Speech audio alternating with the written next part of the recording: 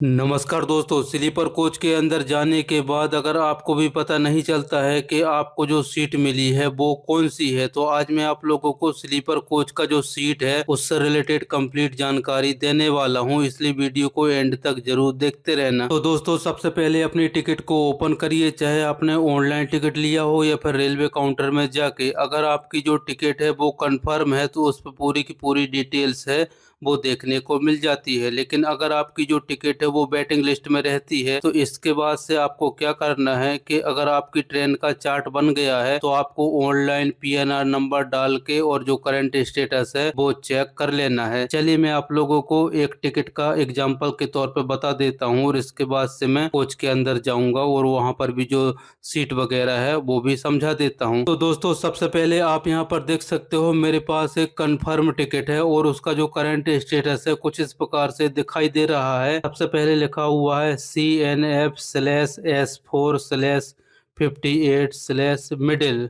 अब आपकी जो टिकट है उस पर कुछ और लिखा हुआ है, तो इसका मतलब ये होता है CNF का मतलब होता है कंफर्म। इसके बाद से ये जो S4 है ये कोच नंबर है। इसके बाद से जो 58 नंबर दिखाई दे रहा है ये सीट नंबर है। इसके बाद से ये जो मिडिल मिडिल लिखा हुआ है तो इसका मतलब होता है ये जो 58 नंबर की सीट है ये मिडिल बर्थ है। क्योंकि जब आप कोच के अंदर जाओगे तो आप लोगों को छोटे छोटे बहुत सारे कंपार्टमेंट देखने को मिल जाते हैं और एक कंपार्टमेंट में टोटल 8 सीट होती है।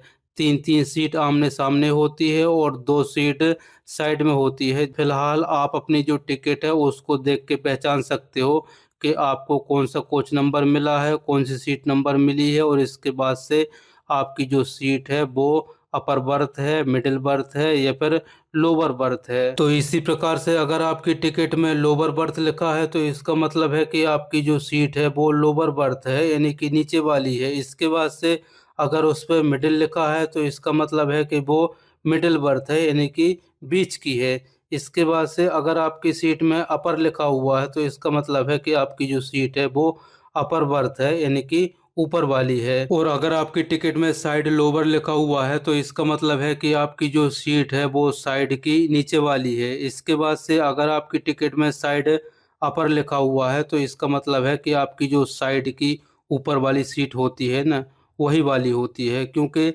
साइड में केवल दो ही सीट होती है, साइड लोअर और साइड अपर। तो इस प्रकार से आप अपनी जो टिकट है उसको देख के और पता कर सकते हो कि आपकी जो सीट नंबर है वो कौन सी है। चलिए अब मैं आप लोगों को कोच के अंदर जाता हूँ और अच्छी तरीके से समझा देता हूँ। तो दोस्तों, हम कोच के अंदर आ चुके हैं और इस प्रकार से बहुत सारी सीटें देखने को मिल जाती हैं। ये जो नीचे वाली सीट होती है इसको बोलते हैं लोअर बर्थ।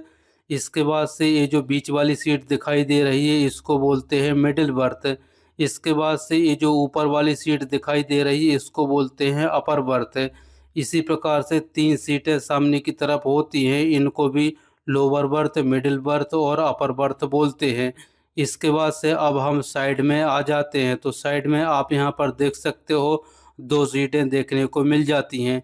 नीचे वाली को बोलते हैं साइड लोअर बर्थ और ऊपर वाली को बोलते हैं साइड अपर बर्थ। तो आई होप कि सीट के बारे में आप लोगों को अच्छी तरीके से पता चल गया होगा। चलिए अब मैं आप लोगों को एक एप्लीकेशन के थ्रू भी फटाफट से समझा देता हूँ। तो आप यहाँ पर देख सकते हो वेयर इज माई ट्रेन जो एप्लीकेशन होता है, मैंने उसको ओपन कर लिया है और इसके बाद से एक ट्रेन को मैंने सर्च भी कर लिया है। इस एप्लीकेशन से आप ट्रेन की जो लाइव लोकेशन है वो भी देख सकते हो।